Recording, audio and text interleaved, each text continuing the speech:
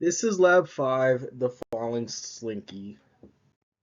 And then here is a quick overview of what I will be discussing in this video.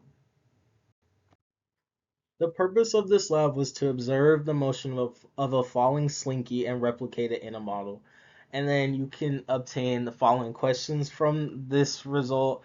Will the results from the model be similar to the ones in the video? Does the bottom of your model stay stationary? And then what will happen if a mass was added to the end of the slinky?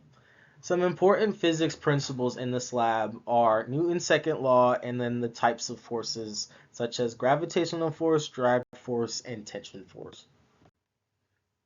So, Newton's second law is a force is equal to the change of momentum over the change in time. And then for the forces in this lab, we have drag force and tension force going the upward direction, and then we have the gravitational force going the downward direction. However, this is only when, or the tension force is only applied when um, someone is holding the slinky. But when the slinky is dropped, the tension force goes away. And then the drag force is equal to this equation over here.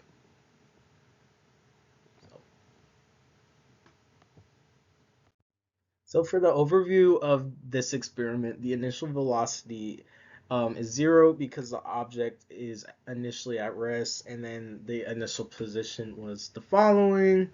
Um, the drag pro- pro- the drag proportionality constant was found through trial and error, and then I assumed the mass of the slinky to be 1 kilogram. The system for this experiment is the slinky, and then the surroundings were Earth and the external forces.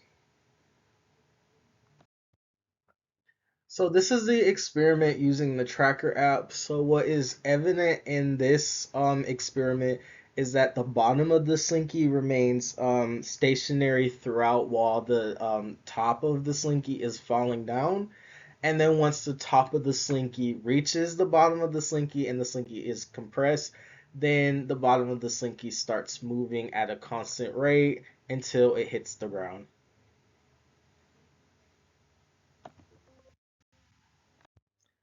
So for the computational code, before these two while loops, I added the initial conditions shown on the other slide to the slide, or before this code. But so in this experiment, there's two while loops. The first while loop shows when the bottom of the slinky is constant, or meaning it's stationary, while the top of the slinky is moving.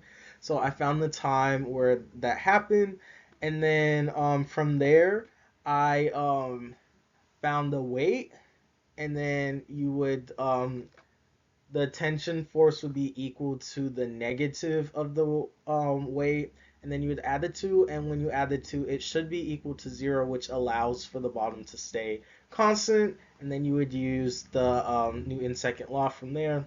Yeah.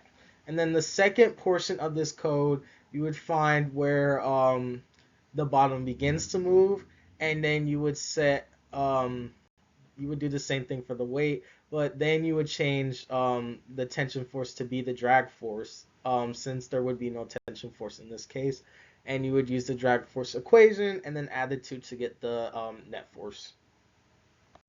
And then here's the two models. This first one is the experiment, and the second one is the predicted one using the code.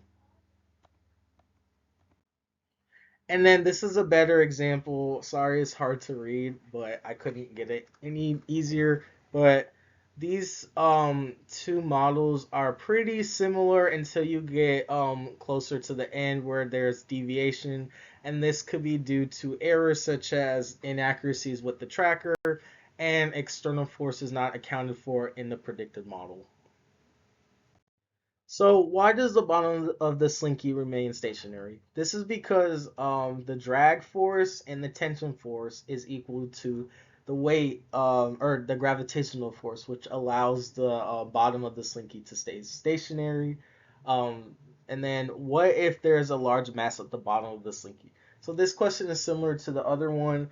So if there is a large mass at the bottom, this would cause the weight or the gravitational force to be greater than both the drag force and the tension force, which would result in the slinky moving faster and would cause the bottom of the slinky to move since the forces aren't equal.